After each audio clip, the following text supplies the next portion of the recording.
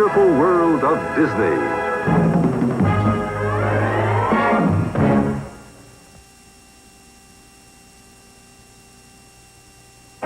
Prairie and Seal Island. And now your host, Walt Disney. You know, if there's one question everyone seems to ask about our true life adventures, it's how do we manage to pry into the private lives of the animals? Get the secrets of nature on film. Well, here's part of the answer. A telephoto lens that can give you a close-up of an animal a quarter of a mile away. Now, just to give you an idea, down the studio street there, I can see a signpost a couple of blocks away, but I can't read it. But if I pick it up with this telephoto lens, this is what I see.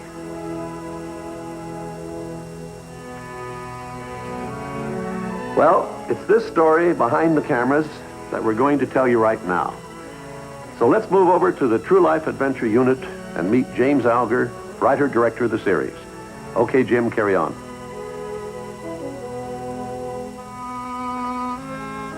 You know, we call our cameramen naturalist photographers because they're experienced naturalists as well as operators of cameras. Some are recognized authorities in their field. For example, one's affiliated with a museum, still another is an ornithologist, and another is a marine biologist. In fact, it takes a variety of talents to film our true life adventure stories. Now, a photographer in the field is something of a trespasser, for nature has a way of guarding her own against the prying eye of the camera. But here, let's take a look at some film on the moviola, and I'll show you what I mean. This is Dick Borden, a specialist on birds in flight, and he's photographed geese and ducks and such from Canada to Texas, and from Maine to Oregon. Wherever he goes, Dick always has to overcome the birds' natural fear of humans. And so he set about finding a way to reach their secret hideaways without being conspicuous. To do this, he's rigged up what he calls a sneak boat. This odd contraption is powered by storage batteries.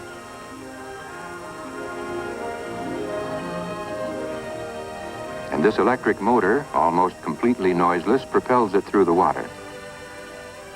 Dick, by the way, began his career as a biology major at Harvard, and later was a field worker for the Smithsonian Institute. But now, with all the wires hooked up and the boat ship-shape, he's ready for action, first loading the all-important camera. This strange craft is guided by his feet, because when Dick's working, both hands are busy with the camera.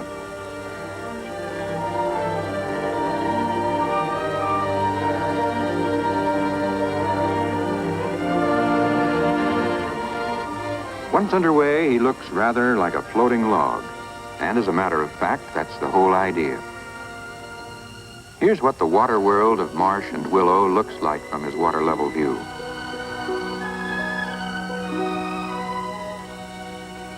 And it's amazing how close Dick gets to his subjects.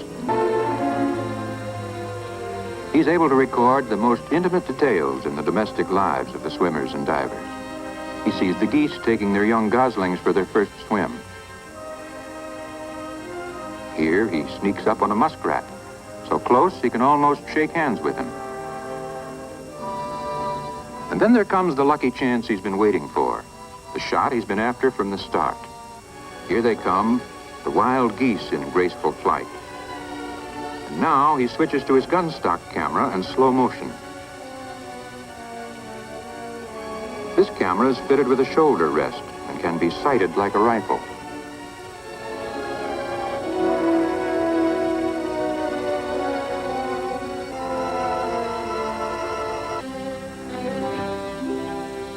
But to Cleveland Grant and his wife Ruth, it was all in the day's work. These two have devoted a lifetime to animal photography. Working as a team, they go into the remotest backcountry. And it's a matter of film record that what they go after, they get.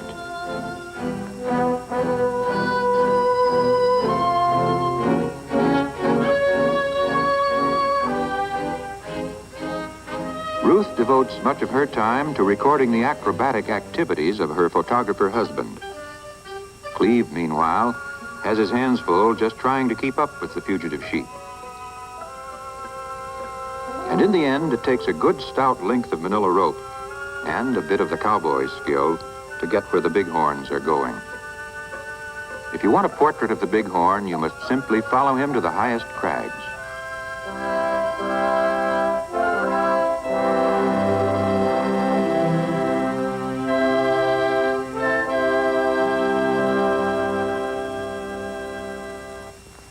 And all the while, Cleve has the double problem of not only getting himself, but also his equipment up to the snow line. But all this effort proved worth the doing.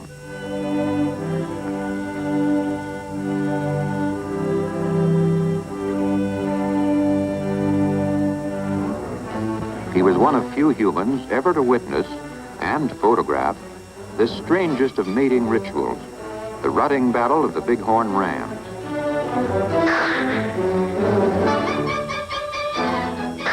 The sound of their collision.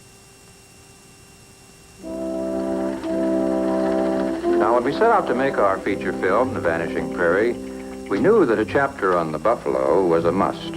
After all, he's almost the symbol of the plains. But how to get the buffalo story onto film? Well, that was quite a problem. Still, in our research, we'd come across something rather interesting. It was an old trick the Indians used when they hunted buffalo. Now, of course, the red man used this technique for close-up shooting with his bow and arrow. But we asked ourselves, why wouldn't the same technique work for close-up shooting with a camera, too? For what the idea was worth, we passed it along to another of our cameramen, Tom McHugh. Tom came out of the University of Wisconsin with a degree in zoology and a tremendous interest in nature photography. And though he'd filmed practically everything in the wild, he'd never before had to dress for the part quite like this. A headdress borrowed from an Indian chief, an old buffalo robe, and Tom was ready for his foray into the midst of the herd.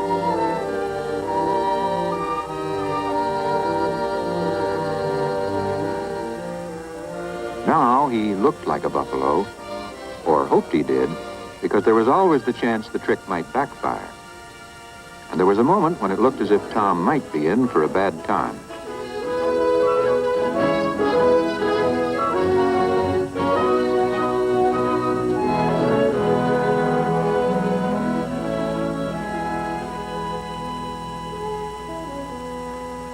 But with the crisis past, the rest of the herd was content with a more casual inspection.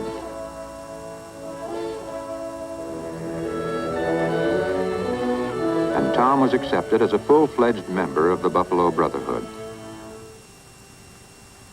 Indeed, he became so interested in the buffalo and their ways, he decided to write a thesis on them for his PhD degree at the university. And, after all, who's better qualified than a man who's been a buffalo himself?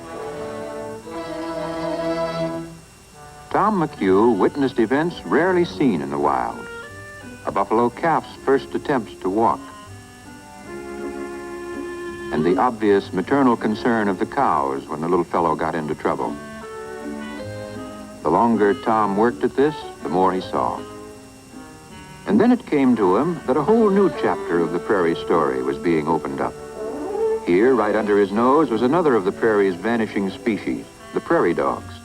And here was a chance to record the intimate details of their home life.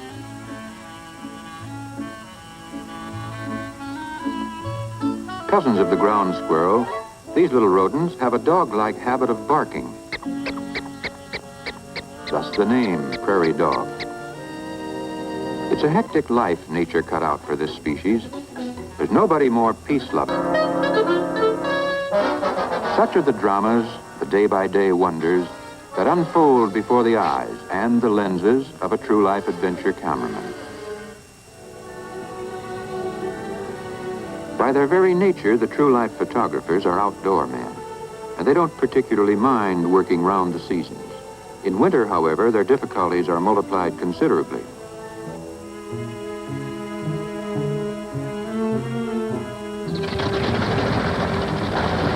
Tom McHugh joined James Simon, another of our naturalist photographers, and the two of them made a daring excursion into the heart of buffalo country in the dead of winter. They traveled in a snowmobile, a sort of airplane on skis. As a safety measure, two of these odd vehicles were chartered for the trip. In case one got into trouble, the other could serve as a rescue craft.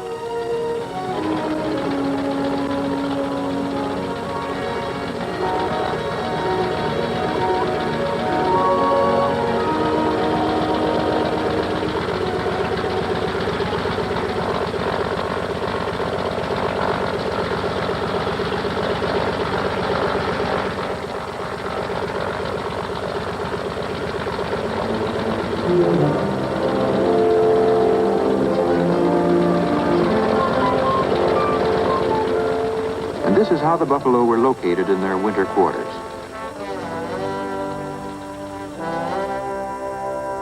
And this time, Tom McHugh found he didn't need a buffalo robe disguise for close-ups. The heavy drifts had the herd slowed down to a walk.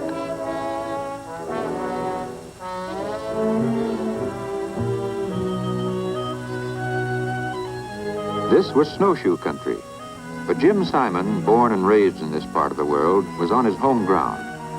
A former member of the Wyoming Fish and Game Commission and a one-time director of the Jackson Hole Wildlife Park, he knows his animals and where to find them, even in winter. Before long, he trained his camera on one of the most ancient of dramas, the eternal struggle for survival. Mountain lion and deer, the hunter and the hunted.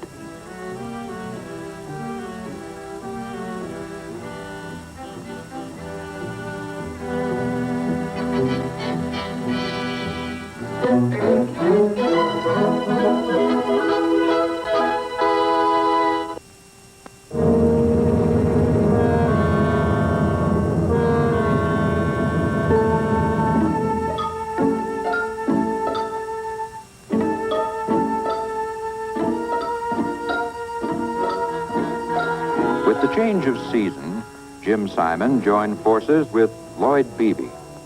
This naturalist photographer was also an authority on the life and habits of the mountain lion.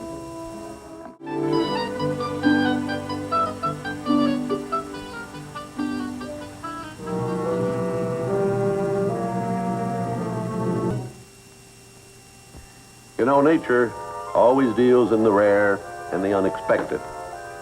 And we've discovered that the problems and habits of real animals are often funnier, more surprising than the antics we dream up for our cartoon characters.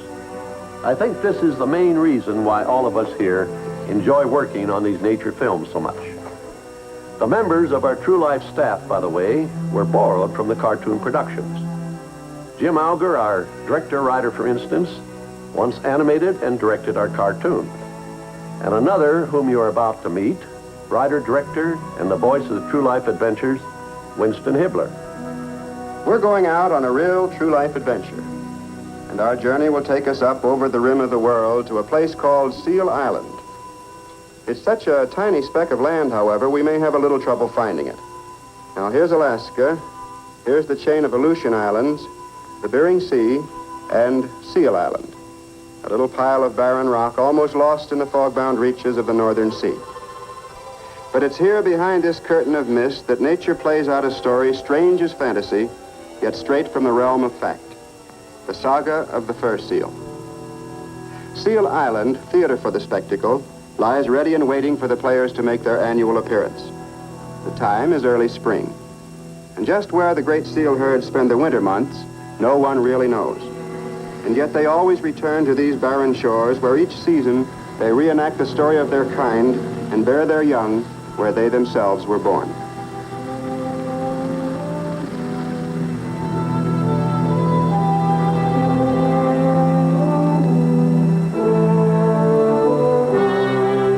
The month is May, and the play will soon begin. Meanwhile, out on the treeless tundra, the reindeer await the coming of the players.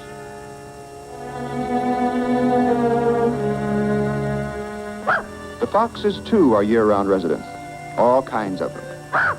Blues and silvers, and some a sort of compromise. Each year, nature dresses her stage with the bright colors of spring. Here in the shadow of the Arctic Circle, the average summer temperature is around 50 degrees, and yet these wildflowers somehow manage to thrive. Lupin, bluebells, poppies, many of the wart family, even the delicate violet. And everywhere the rocks display a colorful blanket of lichens.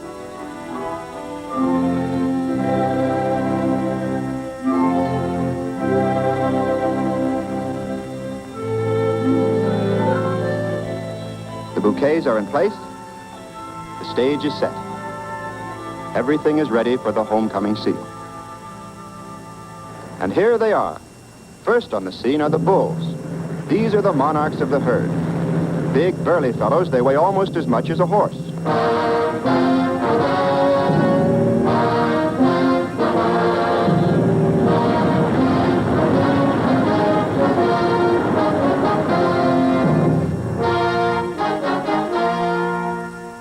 The seal has often been called the seagoing bear. As a matter of fact, they did have a common ancestor.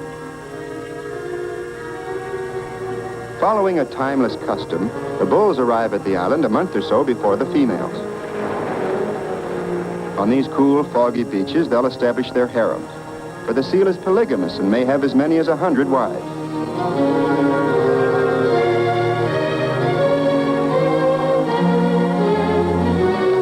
These first comers are called beachmasters, and for good reason.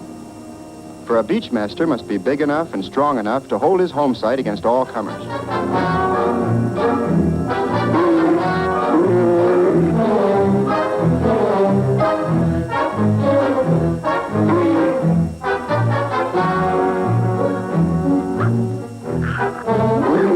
When the beachmasters move in, the older residents move out.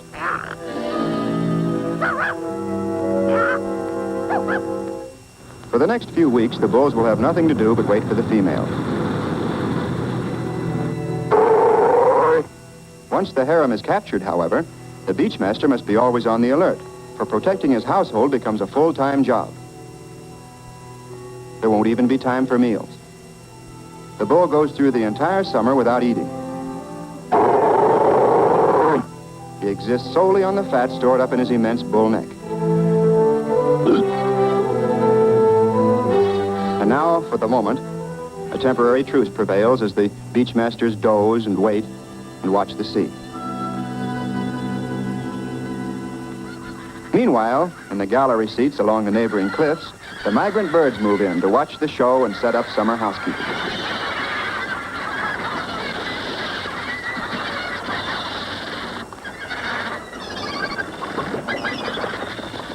Wild birds by the thousands.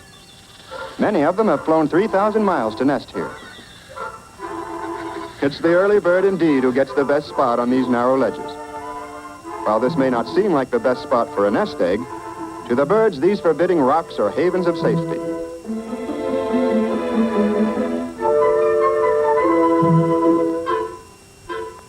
Here's the firstborn helping his brother out of the shell. This handsome matron is Mrs. Kittiwake. Mother and babies are doing well. And they're born hungry. Indeed, Mr. Kittiwake spends practically all of his time hunting a fish dinner for the family.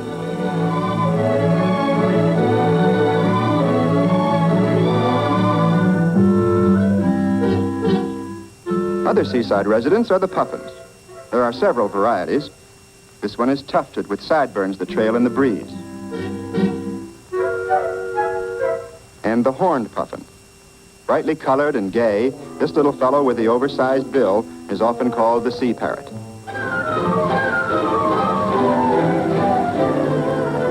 It takes both wing and claw to hold a perch on this crowded ledge, where there's standing room only, and not much of that.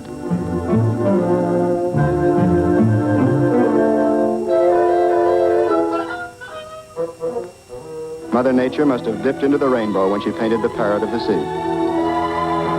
Like the seal, these birds come back season after season to the island where they were born.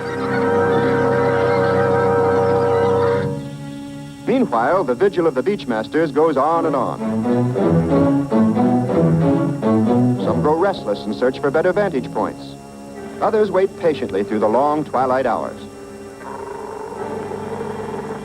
But now, over Seal Island, an atmosphere of tension has begun to grow. For with the dawn will come the month of June, and with it, the ladies.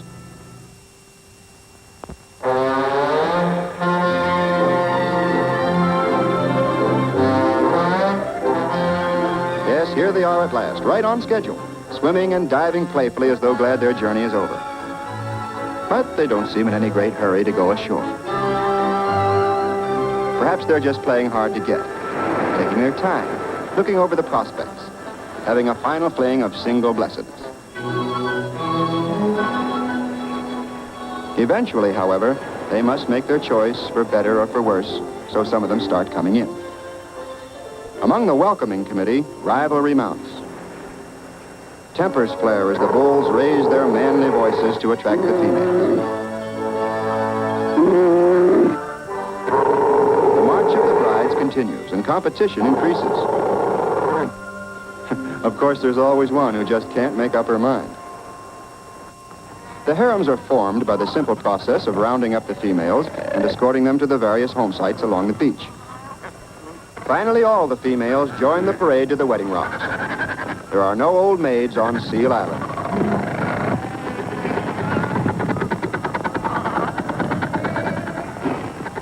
A caress or two, and another bride is added to the harem. Thus, community life in the colony begins. The beachmaster, well pleased with himself, settles down to watch over his new wives as they take their beauty naps. Sleeping heads gracefully up.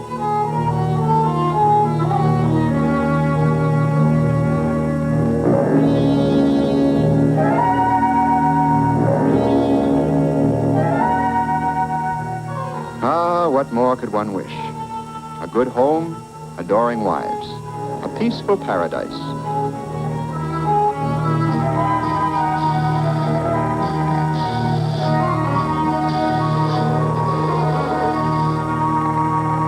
But sometimes there's trouble in paradise.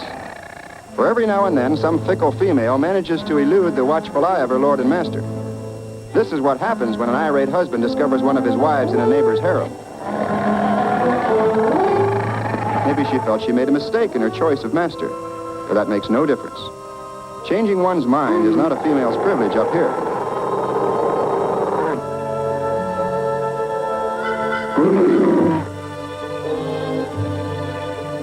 The truce of the first few days is over.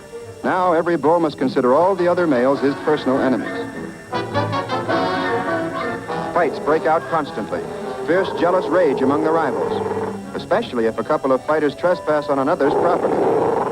Possession is more than 9 points of the law here. Possession is the law.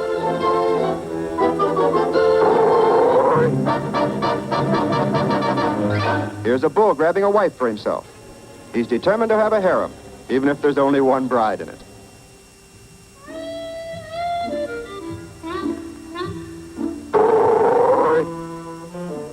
He's certainly taking no chances. He has her and he's going to keep her.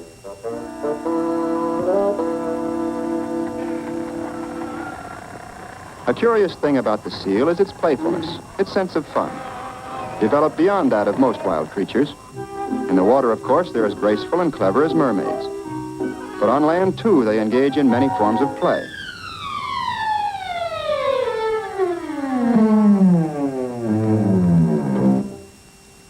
The beachmaster, of course, doesn't indulge in such foolishness. It's beneath his dignity. The jealous husband still seems to be having his troubles. He's finding out it's one thing to have a bride and another to hold her. Courtship and battle, birth and growth, and replenishment of the species, going on continually among the many rookeries. Yet out of this seeming chaos, a kind of order grows, and the great colony settles down to a comparatively peaceful existence.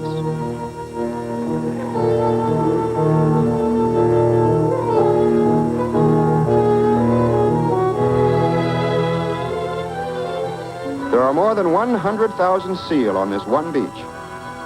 Looks like Coney Island on the 4th of July.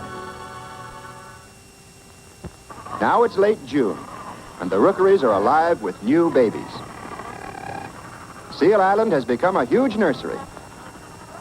One pup and only one is born to a mother seal each season. This is the pup from the mating of the previous summer. It's born a few days after mother comes ashore and before she mates again. Seal pups are coal-black at birth and weigh from 8 to 10 pounds. They're nursed like any other mammal. The baby seal gather in groups or pods for comfort, for safety, and for school. Yes, school. Because they learn by practice what they must know as grown-ups in order to survive. Like all small fry, the baby seal imitate what they see and hear. They fight just like their fathers, make all the proper sounds of battle and huff and puff, and of course wear each other out.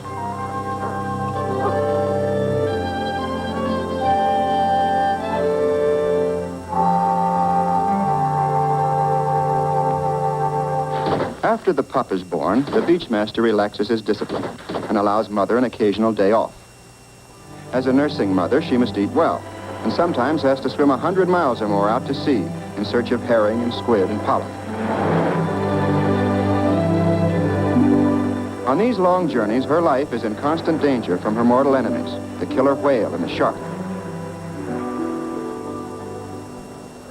Meanwhile, it's Father's Day to look after the kids.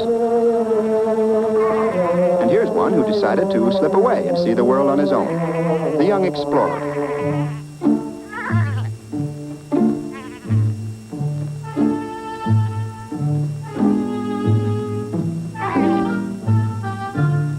The great adventure is barely underway when he suddenly remembers something he forgot. Lunch. Well, there's only one answer to that. Mother. What's this? Somebody ahead of him? Wrong mother. A mother seal will nurse only her own pup, and she can't be fooled. She always knows her own. So this little fellow will have to keep on looking until he finds the mother he belongs to, or until she finds him, if she finds him. And there are some mighty big ifs in this world where survival is a daily battle. Or if mother, in her search for food, has fallen prey to her enemies of the deep, there's real trouble brewing for this youngster. Did we mention trouble? When 800 pounds of blubber parks on your flipper, there's not much you can do about it but yelp.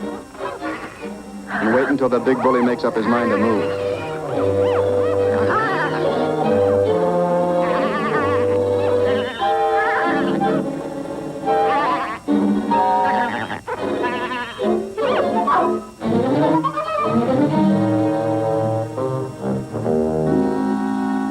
Free at last. It's a hard life, this survival of the fittest.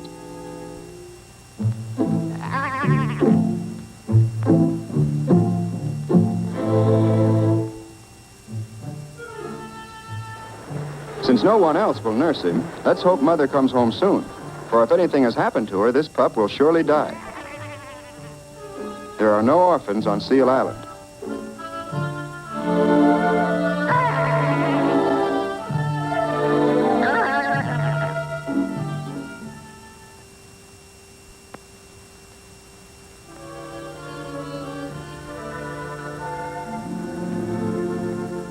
Uh-oh. That's a big ocean out there, and this little fellow had better give it a wide berth. For curiously enough, seal pups are born without knowing how to swim. Careful. Whoop.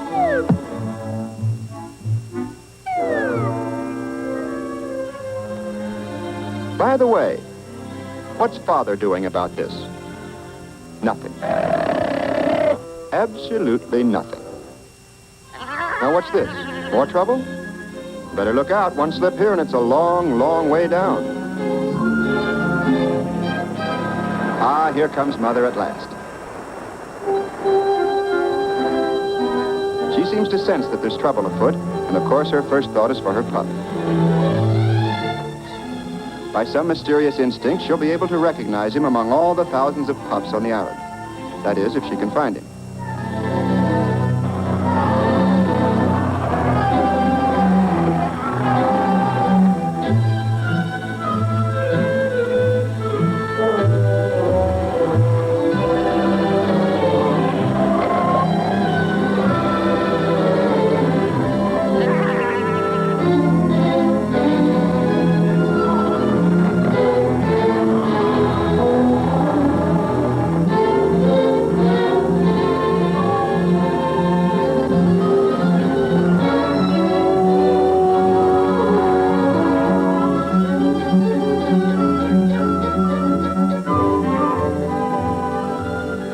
for Father,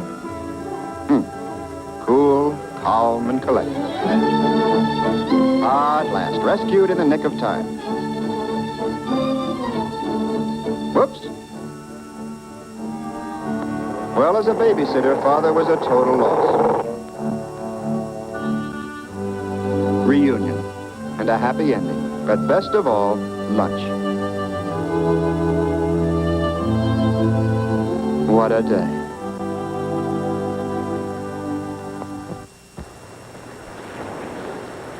In the few short weeks before September, when the seal herd will leave the island, the pups must master the art of swimming. For seal pups must learn to swim like any land animal. And so the swimming lesson becomes one of the most important activities of the summer.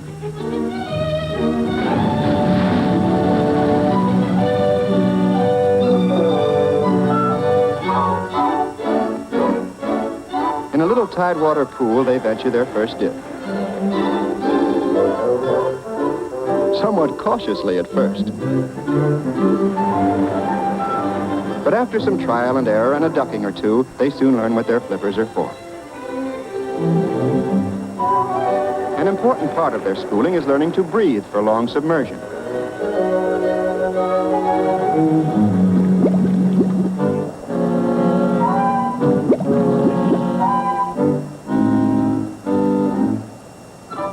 Blowing bubbles in the old swimming hole is all part of their training.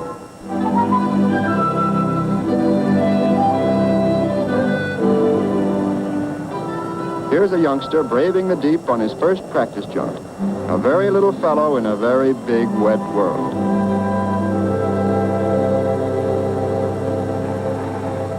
The males, from 2 to 5 years old, are known as bachelors, and bachelors they are indeed.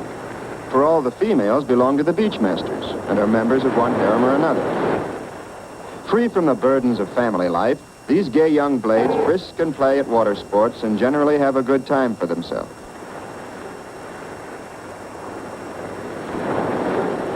The bachelors' living areas among the rocks and driftwood are usually inland. And this creates a curious situation, for they're completely cut off from the shoreline by the harems of the beachmasters. By unwritten law, however, the bachelor is permitted to travel to and from the sea along certain avenues or corridors between the harems.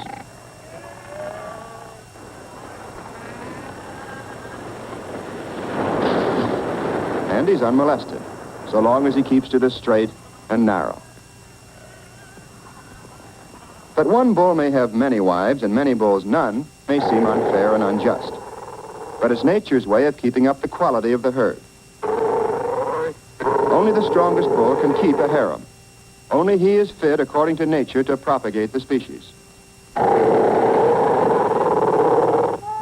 And so, living among the bachelors may be found these dethroned monarchs. Once proud beachmasters, they've been defeated in bloody combat and have lost their right to rule over a harem. These are the saddest of all failures. Compelled to remain on the sidelines, minus wives, minus family, minus everything.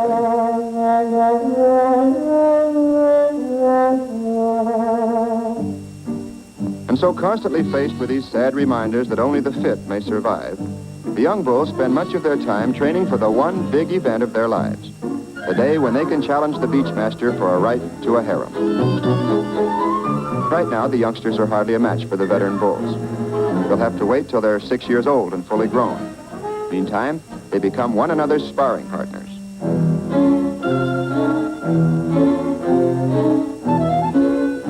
They shadow box, lunge and parry, dodge and feint, until they know all the vulnerable spots.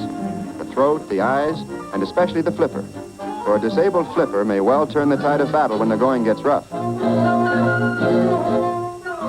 It's rough and tumble and no holds barred through every waking hour as the young bachelor trains for his big day. And that day must inevitably come. Sooner or later, the young bull will tire of single blessedness.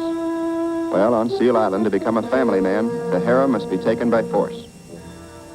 The youngster must pit his few brief years of training against all the experience and savage fury of a veteran beachmaster.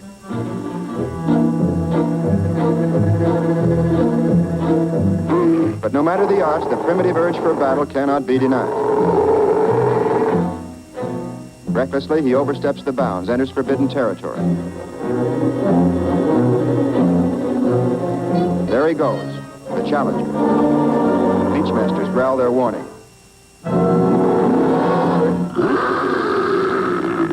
Instantly, the whole island is alerted. Here comes the charge.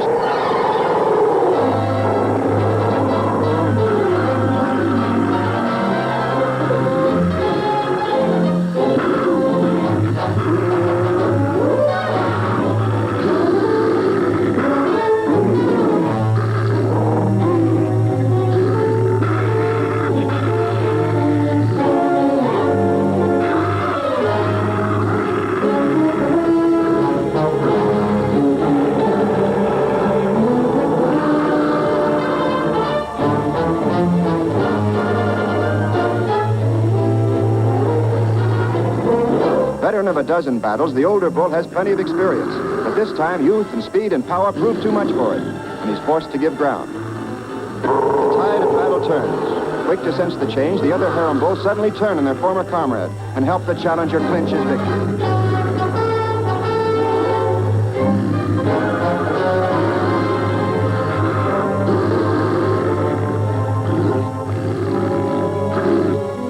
Driven out by his kind, battle-scarred and bloody, the old Beachmaster seeks the healing waters of the Arctic Sea. He's had his day and youth must be served, and so, a new Beachmaster. The king is king no more. Long live the king.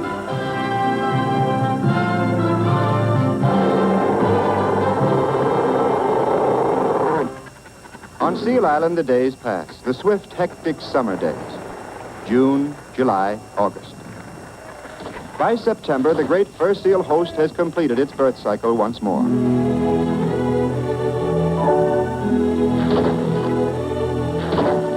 Again, the herd sets out on its long migration, heading southward into the Pacific, through the Aleutian Passes, beyond Unimak and the island of the Four Mountains, convoying the new generation, swimming no man knows where. Yes, once more, the players in the great spectacle vanish into mystery. And Mother Nature rings down her curtain of mist on another true life adventure, the saga of Seal Island.